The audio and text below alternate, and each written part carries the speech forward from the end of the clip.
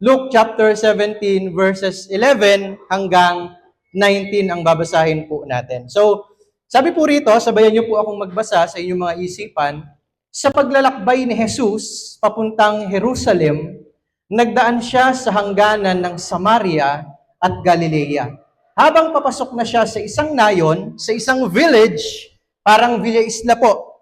Si Jesus daw naglakbay, naglakad, tapos papasok na siya sa isang village. For example, papasok na po siya sa Villa Isla. Sinalubong siya ng 10 ketongin. Alam niyo po yung ketong?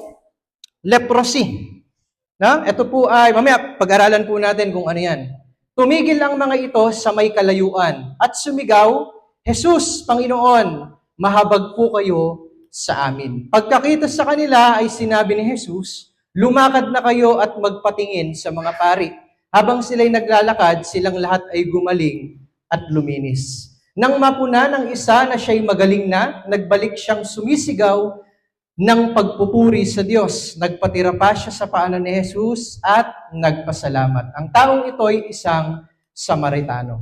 Hindi ba't 10 ang pinagaling? Tanong ni Jesus. Nasaan ang 9? Wala bang nagbalik upang magpuri sa Diyos, kundi ang dayuhang ito? Sinabi ni Jesus sa kanya, tumayo ka na at umuwi, pinagaling ka ng iyong pananampalataya. Ang title po ng pag-uusapan natin ngayon ay Recognizing the Giver More Than the Gift. Higit po ulit tayo. Let's pray.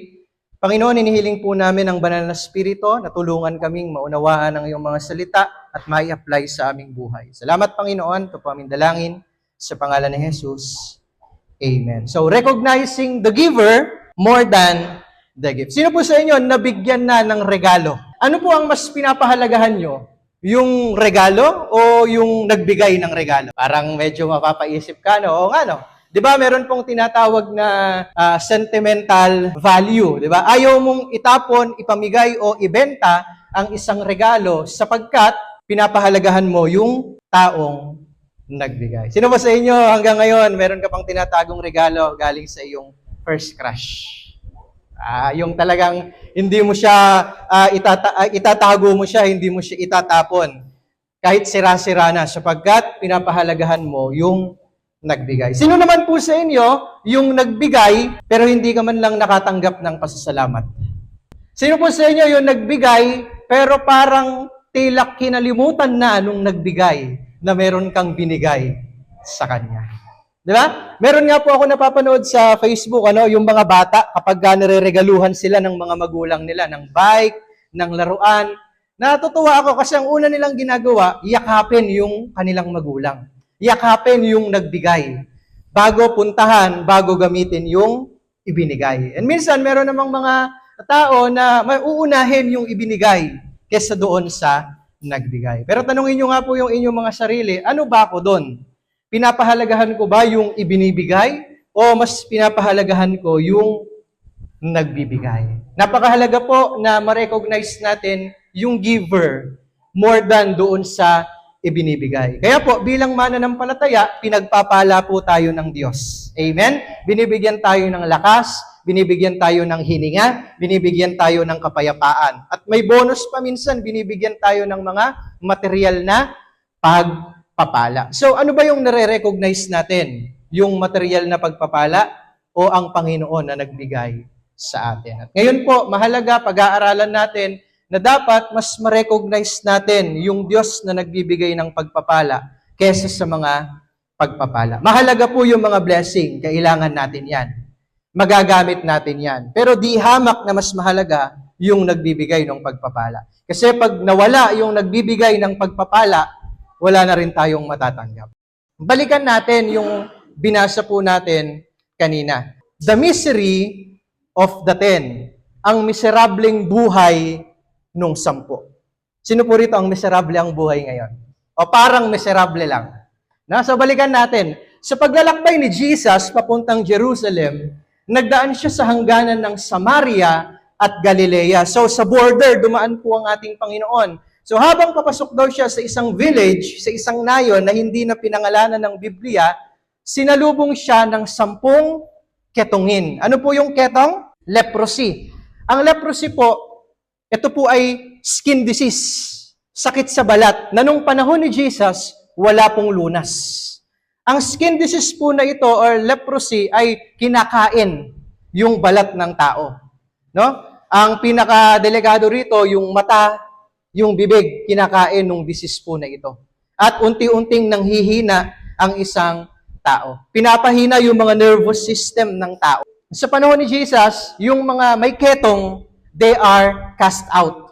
Ibig po sabihin, hindi sila kabilang sa society. Sila po ay itinatapon. Sila po ay hindi pinapansin.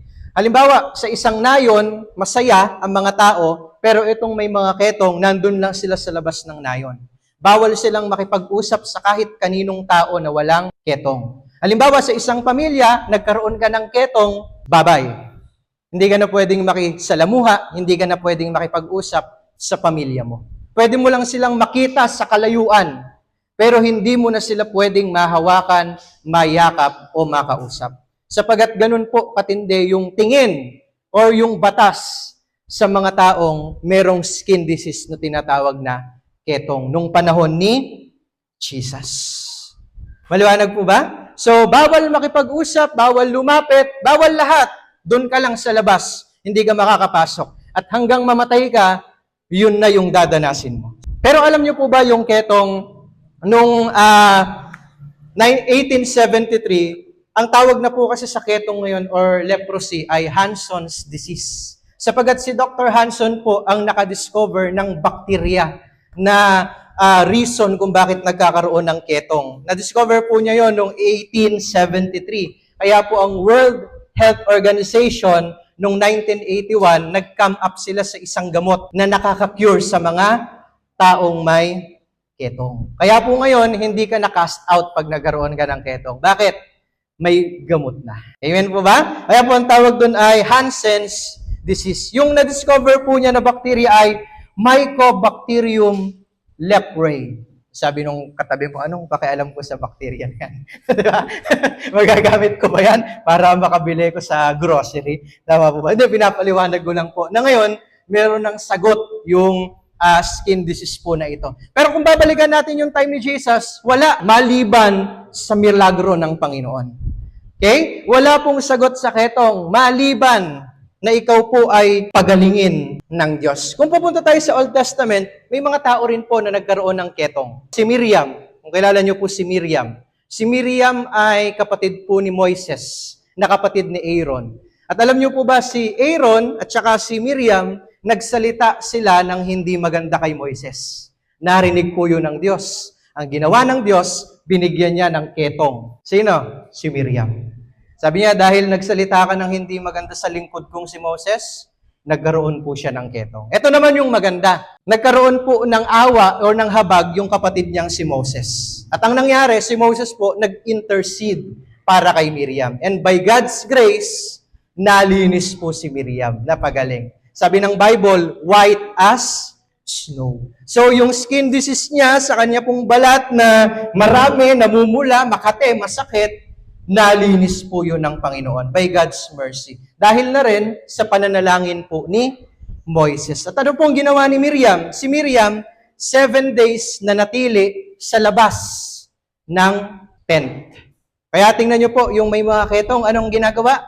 Nananatili lang sa labas. Hindi pwedeng makapasok, hindi pwedeng makasalamuha. So for 7 days na natili siya sa labas, then after 7 days, pinagaling po siya ng Panginoon dahil sa habag ng Diyos. Sino pa? Si Naaman sa 2 Kings. Siya po ay isang commander ng Syrian army at meron po siyang ketong, meron po siyang leprosy. At because of God's mercy, sinunod po niya yung sinabi ni Elisha na maligo sa ilog Jordan for 7 days, siya po ay pinagaling ng Panginoon. So kung mapapansin nyo, puro 7, ano po? Si Josh, yung napabagsak po nila, yung wall of Jericho, umikot sila ilang beses?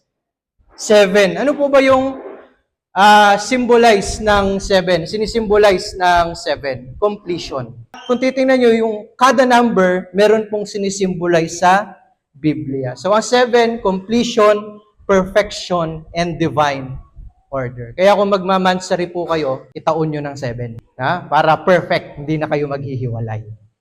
Tama ba? No? So tingnan natin ito. So yun po yung background ng ketong, ano? So ano daw yung ginawa nila nung nakita po nila si Jesus na papasok na sa nayon, ang sabi ng Bible, tumigil ang mga ito sa may kalayuan. At ano po ang ginawa? Sumigaw. Ano po yung sinigaw? Jesus, Panginoon, mahabag po kayo sa amin. Sa Ingles, ang sabi po niya, Jesus, Master. Sila po ay umiyak, sumigaw sa Panginoon. At ang sabi, maawa po kayo sa amin. Sabi niya, Jesus, Master, have mercy sa amin. Sino po sa inyo, mga kapatid, ngayon may nararanasang hindi maganda sa buhay? Sino po sa inyo may mga problema at humingi na ng habag sa Panginoon? Di ba pag may problema tayo minsan, Lord, tulungan mo naman ako. Ang bigat-bigat ng aking problema. Ang bigat-bigat ng aking dinadala. Sino po sa inyo nare-recognize nyo yung inyong mga pangailangan? Mahalaga po, mga kapatid, na ma-recognize natin yung mga pangailangan natin. Kasi, pag na-recognize mo yung pangangailangan mo, dun mo palang siya mailalapit sa Panginoon. Hanggat hindi mo nare-recognize na may pangangailangan ka, na may mali sa'yo, hindi mo ito mailalapit sa Diyos. Maliwanag po ba? Kaya etong mga tao po na ito, na-recognize nila, meron kaming leprosy. Anong gagawin natin? Lalapit tayo sa Panginoon. By the way, sila po ay 10 kasi yung mga ketungin, sila lang yung magkakasama. No? Di ba, minsan sa school, yung mga matatalino, magkakasama. Na? Yung mga basagulero, magkakasama.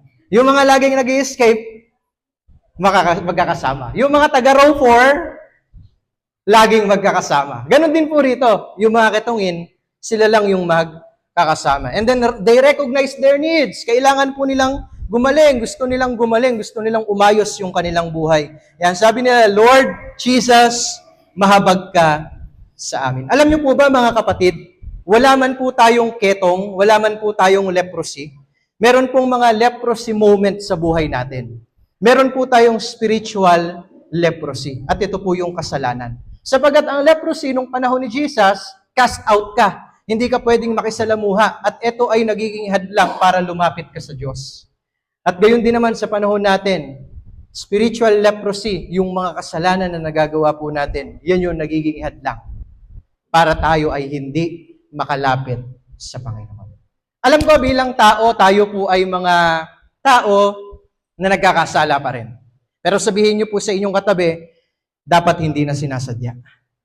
Bilang mananampalataya po, mga kapatid, pinatawad na tayo ng Panginoon. Yes, makakagawa pa rin tayo dahil tayo po ay namumuhay pa rin sa laman, pero dapat yung mga kasalanan, hindi na sinasadya. Kung dati, ginagawa natin, wala tayong konsensya, pero ngayon, pag nakonsensya po tayo, hindi na natin itutuloy. Dati, kupit lang ng kupit, okay lang yan. Pero nung ma-born again, dati 100 yung kinukupit, ngayon na-born again na, 10 na lang. Tama po ba? Hindi, ibig sabihin, dapat hindi natin sinasadya. Kasi ngayon, tayo na po ay na kay Kristo. May mga leprosy moments sa buhay po natin. Mga bagay o mga problema, sufferings and struggles na nakakahinder sa paglapit po natin sa Panginoon. Buti na lang, mga kapatid, kahit sila po ay may ketong, meron pa ring awa yung Master. So pag-usapan po natin, the mercy of the Master. Basahin po natin, pagkakita sa kanila, dito po muna tayo. Sabihin nga po natin, pagkakita sa kanila, ito naman po, sabihin natin, pagkakita sa akin. Sino po sa inyo, mga kapatid, naniniwala na sa kabila ng mga pinagdadaanan mo ngayon, nakikita ka ng Diyos? Sa kabila ng mga pain, suffering, anxiety, yung bigat ng daladala mo, nakikita at nararamdaman po yan ng Panginoon. Katulad nung nakita ni Jesus, nung tumawag sa kanya yung 10 ketongin, nakita niya. Gayon din naman tayo. Punong-puno po tayo ng problema, pero nakikita ng Diyos yung mga pinagdadaanan natin. Sabihin mo sa katabi mo, hindi ka nag-iisa. Kasi nakikita ng Panginoon lahat ng pinagdadaanan po natin. Hindi niyo po ba napansin? Parang ang bigat ng buhay ngayon, no? Parang dati, ang gaan-gaan. Yung masaya lang, chill lang tayo. Pero ngayon, bakit parang bumibigat na yung buhay? Di ba? Nung panahon po na nag-aaral ako, chill lang. Pero nakikita ko yung mga students ngayon, estudyante pa lang, pero parang pasan na ang daigdig. Di ba? Parang makikita mo na bumibigat ang panahon. Parang yung wala nang magaan sa mundo eh. Tama mo ba? Lahat bumibigat eh. Pero gusto ko po sabihin, kung bigat na tayo, punong-puno tayo ng problema, sabi po ni Pedro, ipagkatiwala ninyo sa Kanya ang inyong mga alalahanin sa buhay, sapagkat siya, sino po yung siya? Si Jesus ay nagmamalasakit sa inyo. Alam niyo po kung bakit mabigat? Kasi nakakalimutan nating ipagkatiwala sa Diyos. Nakakalimutan natin, nakasama nating nagbubuhat si Jesus. Hindi lang po tayo. At ang sabi pa niya sa Matthew 11, verse 28 to 30, lumapit kayo sa akin, kayong lahat na nahihirapan. Pumalakpak nga po lahat ng nahihirapan. At lubhang nabibigatan. Pumalakpak po lahat ng nabibigatan. Ang bigat, no? Ang hirap, ang daming iniisip, ang daming alalahanin. Parang gusto mo na lang mawala sa mundo. Pero ito po yung offer ng Panginoon, yung utos niya sa atin. Kung ikaw ay nahihirapan, nabibigatan sa iyong daladala, bibigyan ko kayo ng kapahingahan. Paano po? Sa paglapit natin sa Panginoon. Sabi niya sa verse 29, pasanin ninyo ang aking pamatok at matuto kayo sa akin, sapagkat ako'y maamo at may mababang loob. Makakatagpo kayo sa akin ng kapahingahan, sapagkat madaling dalhin ang aking pamatok at magaan ang pasaning ibibigay ko sa iyo. Hindi ko po alam kung para kanino yung mensahe na ito, baka para sa iyong katabi, but naniniwala po ako, nawa sa pamamagitan nito, yung mga bigat na daladala natin kahit paano gumaan, pag natutunan po nating ipagkatiwala sa Panginoon. So ano po ba yung binabanggit dito ni Jesus na pamatok? Sa English po yan ay yoke. Sabihin nga po natin, yoke. Hindi po yan yung dilaw ng itlog. Ang yoke po ay Y-O-K-E. Yoke means burden, yung bigat. At ang yoke po or ang pamatok, ito po yan, yung pasan-pasan. No, dahil mabigat, hindi kaya ng isa, tulong silang dalawa. Maliwanag po ba? Yan po yung yoke. Bigyan ko po kayo ng illustration. Tayo. So, dito ka lang, huwag kang alis. Yan. Ikaw yung pogi ngayon. Diyan ka lang. Harap ka sa kanila. Candidate number 2. So, ang yoke po, ganito mga kapatid, ano? So, halimbawa, ito yung pasanin, ito yung sobrang bigat. Okay? At sige, bigat na siya, pasanin mo, bro. Para magtataho. Ayan, bigat na po siya. Ang sabi ng Panginoon, pasanin ninyo ang aking pamatok. Imbis na yung sa iyong pasanin mo yung sa Panginoon. So, dalawa kayong magpapasan ni Lord. Hindi ikaw lang ang magpapasan ng lahat ng burden. Sabi nga ng Pedro, ipagkatiwala sa Panginoon para dalawa kayo ni Jesus. O lakad ka doon, bro. Doon, papunta doon. Lakad ka. Doon. Okay, ulit. Punta ka, papunta doon. Bakit ko po binanggit yun? Minsan, ang nangyayari, hindi tayo lumalakad sa gusto ng Panginoon. So, pag hindi tayo lumalakad po sa gusto ng Panginoon, nabibitawan yung pasan. Pag ang sabi ng Panginoon, punta tayo doon, ayaw mo doon, dito ka pupunta, magbibitaw. Bibigat na naman. Kaya po sabi sa 2 Corinthians, kunin ko muna. Sabi po ni Paul sa sige, umupo ka na. Thank you. Palakpakan naman po natin sige, ano. Kaya po, sinabi mga kapatid sa 2 Corinthians, do not equally yoke with unbeliever. Huwag makipamatok sa mga hindi mananampalataya. Kasi iba yung gusto nila, yung pinaniniwalaan nila sa pinaniniwalaan mo. At pag nagsama po kayo, maglalaban. Magkakalash. Maybe to the point na hindi na mabigyan ng papuri at pagsamba ang Panginoon. Maliwanag po ba? Kaya nga, yung pasanin na binabanggit po ng Panginoon dito, pasanin ninyo ang aking pamatok. Okay? So, pag pinasan natin yan, dapat susunod po tayo sa Panginoon. Kasi kapag hindi tayo sumunod, maghihiwalay na naman, bibigat na naman. Maliwanag po ba? At kailangan alam natin kung saan tayo dinadala ng Diyos. Kasi kung saan tayo dinadala ng Diyos, doon po tayo dapat pumupunta. Yun po yung sinasabi kaya gumagaan ang buhay. Kaya lahat ng mabigat gumagaan. Lahat ng malayo lumalapit. Lahat ng mahal nagiging mura.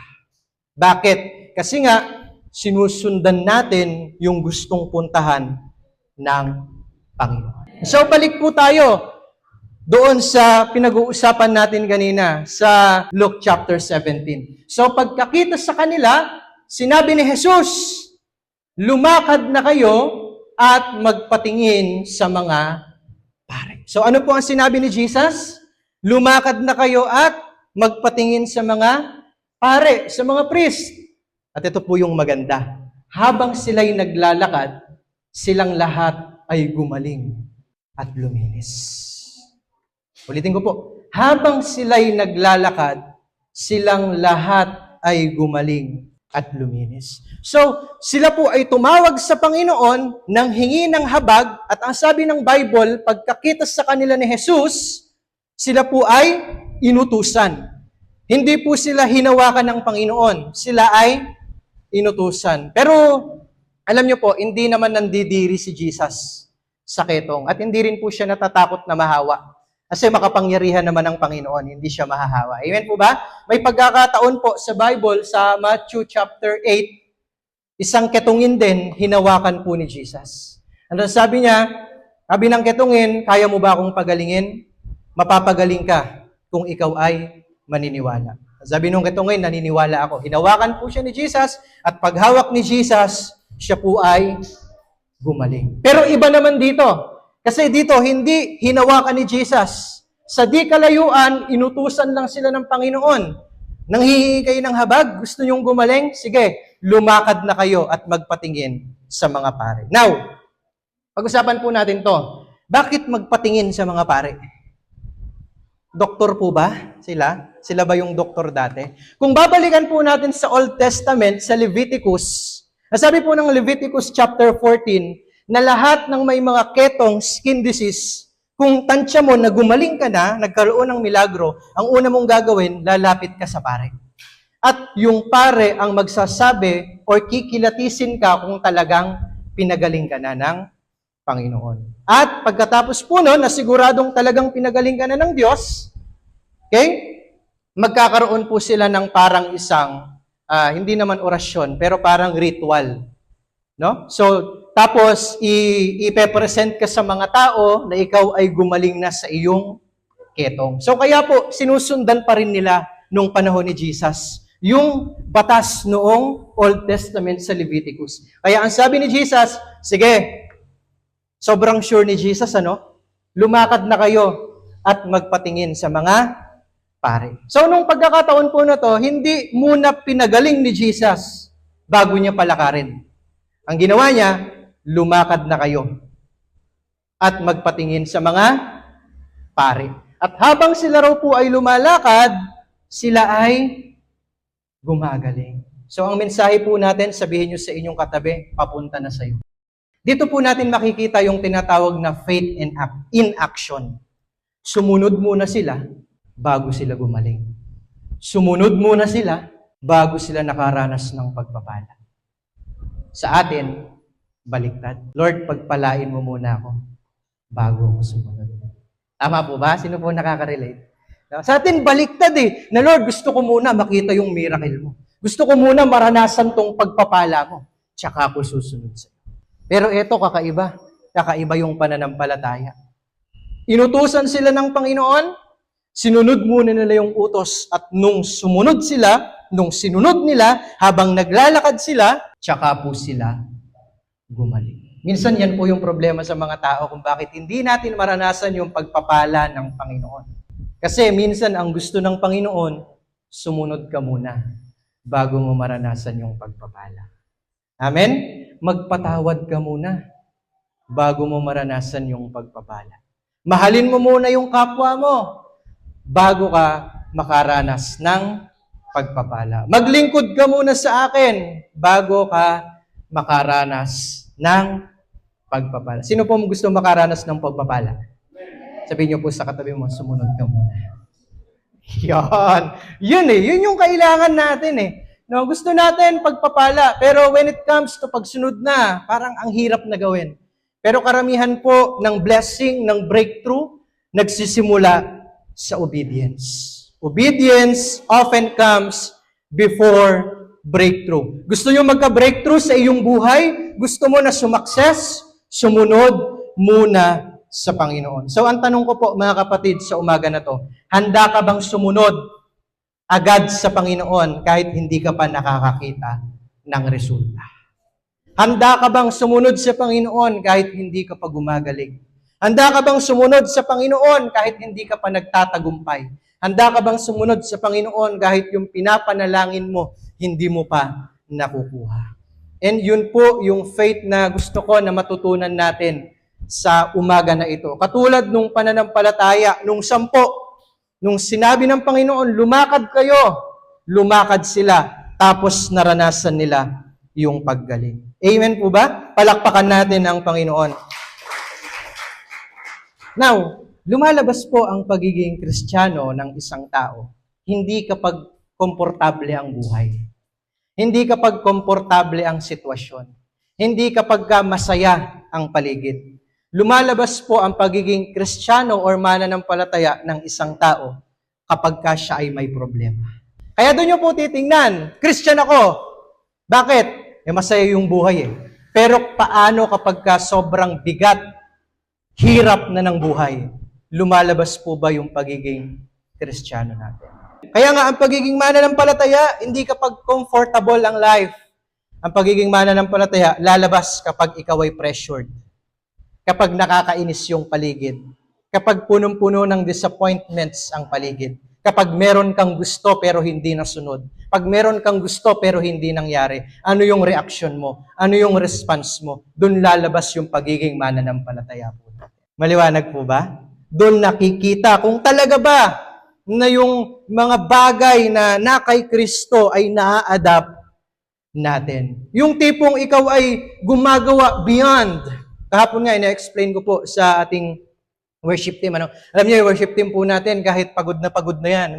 Kahapon, pagod na, parang wala nang gustong ngumiti, wala nang gustong magsalita. Pero praise the Lord kasi they are working overtime para mag-prepare pa ng ating awitin ng tugtugin. Ibig ko po sabihin, doon lumalabas yung pagiging mananampalataya natin. Yung tipong pagod ka na pero kailangan mo pang manalangin. Anong gagawin mo? Matutulog ka na ba?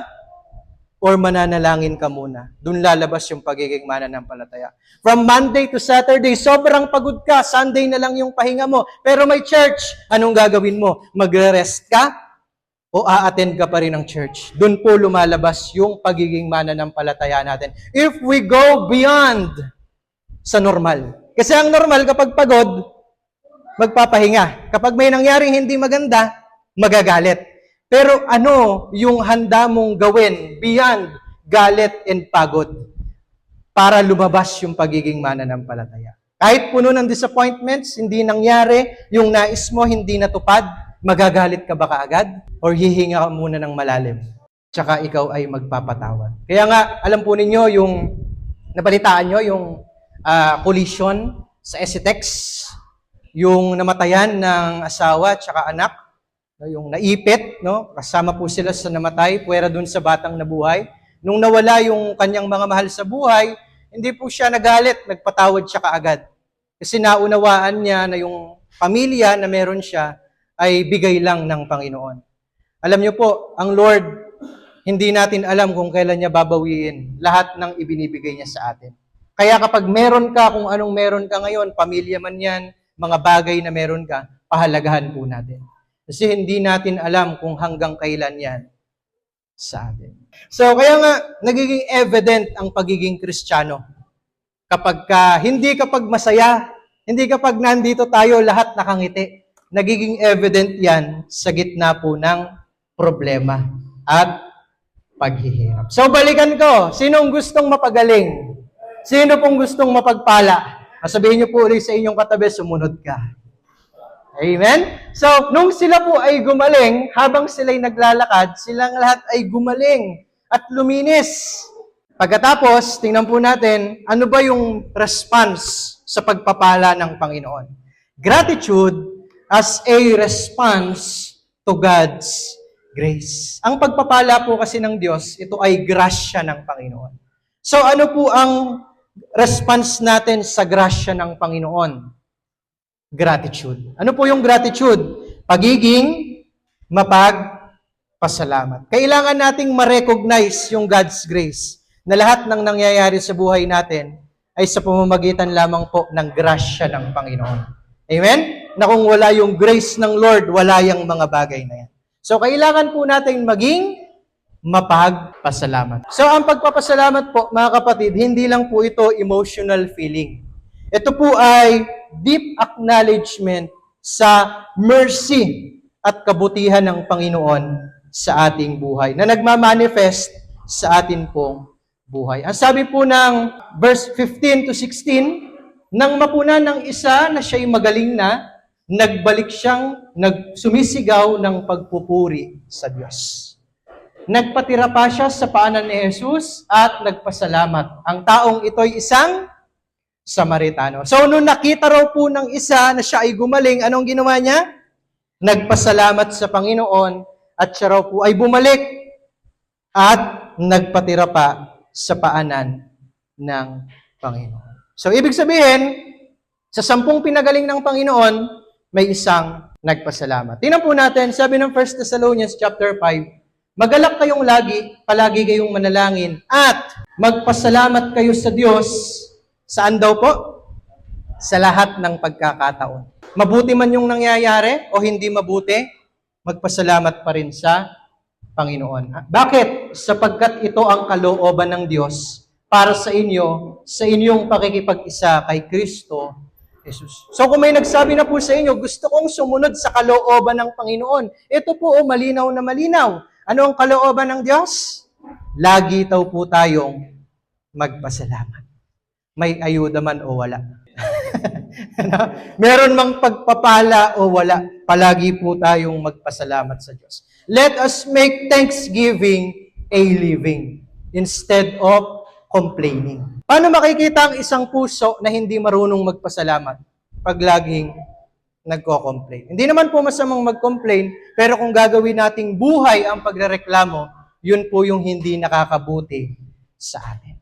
Kasi kahit saan natin tingnan, lagi po tayong may irereklamo eh. Tama ba? Kahit may mga mabuting nangyayari, meron at meron tayong irereklamo. Why not tingnan po natin palagi yung mga mabubuting bagay na ginawa ng Panginoon, nang sa gayon tayo po ay maging mapagpasalamat. At alam niyo po kung bakit tayo dapat maging thankful sa Panginoon? Niligtas po tayo sa tiyak na kapahamakan. Na dapat tayo po, yung katabi ninyo, mapupunta sa impyerno. Pero niligtas tayo ng Panginoon. Sapat na po yun para araw-araw magpasalamat tayo sa Diyos. Wala mang pagpapala. Amen? Wala man tayong nare-receive na material na bagay. Wala man dumadating na parang good news sa buhay natin. Pero yung niligtas tayo sa impyerno ng Panginoon, sapat na po para magpasalamat tayo araw-araw. Sabihin nyo nga po sa inyong katabi, magpasalamat araw-araw. At ito pa po mga kapatid, tingnan natin, hinighlight ng Bible na yung tao na yon ay isang Samaritano. Bakit po? Alam niyo po, ang mga Samaritano, hindi po sila belong sa Israel, sa Jewish culture. Hindi po sila belong. Sumasamba sila sa Diyos, pero hindi sila pwedeng pumunta sa Jerusalem, sa mga templo. Bakit? Kasi po, ang tingin sa kanila, parang half-breed yung mga Samaritano. Kahit naniniwala sila sa Diyos, pero sila po ay hindi pinapayagang sumamba sa isang church. Pero hinighlight ng Bible na yung lalaking kaisa-isang nagpasalamat, hindi siya Israelita. Siya ay isang Samaritano. Minsan yung mga unbeliever mas mapagpasalamat pa kaysa sa mga believer. Tama po ba? Nakikita niyo po ba yun? Minsan parang makikita ko, parang yung walang Kristo sa puso, mas mapagpasalamat pa kaysa sa mga taong may Kristo sa puso. Pwede ba sabihin po uli natin sa ating katabi, maging mapagpasalamat? Pero hindi lang po basta pagiging mapagpasalamat, kundi the importance of returning to God. At dito po ako magtatapos mga kapatid. Yung kahalagahan po ng pagbalik natin sa Panginoon or paglapit natin sa Panginoon. Hindi lang po basta nagpapasalamat tayo sa Diyos, pero lumalapit po tayo sa Panginoon. At nagtanong ang Panginoon, sabi niya, hindi ba't 10 ang pinagaling? Nasaan ang siyam? Kasi 10 po yung pinalakad eh. Habang naglalakad, gumaling. Pero yung bumalik na nagpasalamat, isa lang. So pwede pala na lahat pinagpapala, pero hindi lahat, nagpapasalamat. Tingnan nyo nga po yung inyong katabi kung mukhang mapagpasalamat. Halata naman siguro sa mukha, ano po, na kapag bine-bless, ay nagpapasalamat. Sabi niya, verse 18, wala bang nagbalik upang magpuri sa Diyos, kundi ang dayuhang ito? Sinabi ni Jesus sa kanya, tumayo ka na at umuwi. Pinagaling ka ng iyong pananampalataya. Sa English po, ang sabi niya, your faith made you well. At ang Hebrew term po na ginamit dito ay hindi lang basta pinagaling. Ang ginamit pong term dito, kung i-translate din natin sa Tagalog, binuo, iniligtas. Hindi lang siya basta gumaling sa kanyang sakit, kundi yung kaluluwa po niya ay naligtas from impyerno papuntang langit. Amen? So dahil po, hindi lang yun yung iba na hindi bumalik, nakatanggap sila ng pagpapagaling, ng cleansing. Pero ito, hindi lang basta nalinis, pati po yung kaluluwa niya naligtas. Amen? Bakit? Kasi nagbalik siya ng honor and glory sa atin pong Panginoon. And minsan, kaya po tayo binebless ng Panginoon kasi tinetest niya tayo. Pag eto bang anak ko na to, pinagpala ko, lalapit pa kaya sa akin? Babalik pa kaya sa akin? Magpupuri pa kaya sa akin? Sana po, pag binless tayo ng Panginoon, magbibigay pa rin tayo ng glory sa Kanya. Amen? I-recognize pa rin natin yung giver more than doon sa gift na natanggap po natin. Alam nyo, minsan, tinetest lang tayo ng Panginoon eh. And marami po, tinetest ng Panginoon. Hindi nakakapasa. Bakit? Pinagpala. Nakakalimutan na ang Panginoon. Lord, mapunta lang talaga ako ng ibang bansa. Naglilingkod ako sa iyo. Nung napunta na, nakalimutan na. Lord, magkaasawa lang talaga ako. Ibibigay ko yung buong buhay ko sa iyo. Nung nagkaasawa, hindi na kay Lord binigay. Doon na lang sa asawa niya. Amen? Nawala na sa Panginoon. Tama po ba? Kasi minsan, test to sa atin eh. Na pag pinagpala ka ba ng Panginoon, babalik ka pa ba sa Kanya? Alam nyo, minsan kaya ayaw ibigay ng Panginoon yung pangmalakasang pagpapala. Kasi alam niya, deep inside, baka hindi ka na bumalik. Kaya ayaw ka muna niyang bigyan ng kotse. Kasi baka mamaya, yung Sunday gamitin mo para pumunta sa ganito, pumunta sa ganyan. Tama? Hindi ka na makita. Pero kapag nakita ng Panginoon na kahit meron kang kotse, hindi mo ipagpapalit si Lord. Ibang usapan na yan. Kaya ayaw ka pang bigyan ni Lord ng aircon eh. Kasi baka mamaya, iisipin mo, init sa church, hindi na ako pupunta, dito na lang ako mag-aircon ako. Pero kapag ka naunawahan mo na kahit may aircon, kahit mainit sa church, pupunta pa rin ako. Ibibigay na ni Lord yung aircon na inaasam natin. Sino po naiinitan? Yung iba, hindi naman. Ano? So, kaya nga, pag binagpala po tayo ng Panginoon, balikan pa rin natin siya. Magpasalamat po tayo. At huwag nating puputulin yung ating relasyon sa Kanya. Sabi po ng James 4:8, lumapit kayo sa Diyos at lalapit siya sa inyo. Hugasan ninyo ang inyong mga kamay, kayong mga makasalanan. Linisin ninyo ang inyong puso, kayong pabago-bago ang isip. Dito po tayo sa unang line. Sabi niya, lumapit kayo sa Diyos at lalapit siya sa inyo. So kung feeling po natin malayo ang Diyos, hindi po si Lord ang unang lumayo.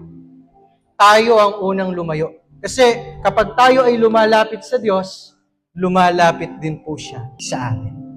Amen? Alam niyo po, iba kapag nasa presensya ka ng Panginoon. Kahapon nga nagkikwentuhan kami nila ng worship team, may nabanggit doon. Iba daw yung feeling kapag nasa presence ka ng Panginoon. Na nasubukan niya yung malayo sa Lord.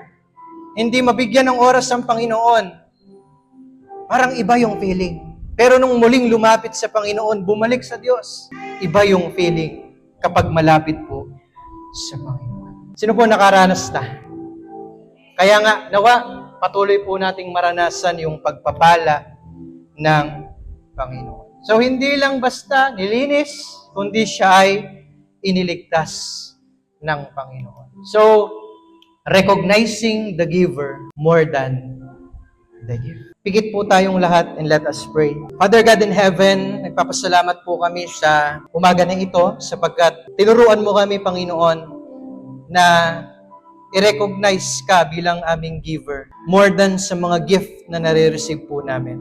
Salamat, Lord, dahil ginawa mo pong example itong 10 lepers na sila po iyong pinagaling. Ngunit isa lamang po yung bumalik na nagpapasalamat. Tulungan niyo po kami, Lord, na sa aming buhay, hindi po kami yung siyam, kundi maging kami yung nag-iisa na nakatanggap ng pagpapala. At pagkatapos nun, bumalik at nagpasalamat sa iyong paanan. Tulungan niyo po kami na kami yung maging kaisa-isang Samaritano na yon, Panginoon. Sa kabila, Lord, ng aming mga natatanggap, mananatili po kaming mapagpasalamat sa iyo. Kaya naman, Lord, dumaan man kami sa apoy, dumaan man kami, Panginoon, sa maraming problema, paghihirap sa amin pong buhay, akin pong dalangin na matuto pa rin kaming magpasalamat sapagkat naniniwala po ako sa pamamagitan ng mga paghihirap at problema na yan, ayun po ang ginagamit mo upang kami ay tumatag, Panginoon, sa amin pong pananampalataya. Kaya naman, Lord, sa pagkakataon po na ito, nagpupuri po kami sa iyong pangalan. Jesus, ikaw po ang manguna sa aming buhay. At i-bless niyo po ang bawat isa, Panginoon. Nawa, katulad po nung 10 na iyong pinagaling, maranasan din po ng bawat isa sa amin ang kagalingan, ang kapayapaan sa lahat, Panginoon, ng problema at paghihirap, anxiety na amin pong nararanasan. Salamat po, Lord. Pinupuri ka namin at sinasamba. Ito po ang aming dalangin sa pangalan ni Jesus. Amen and amen. Palakpakan po natin ang Panginoon.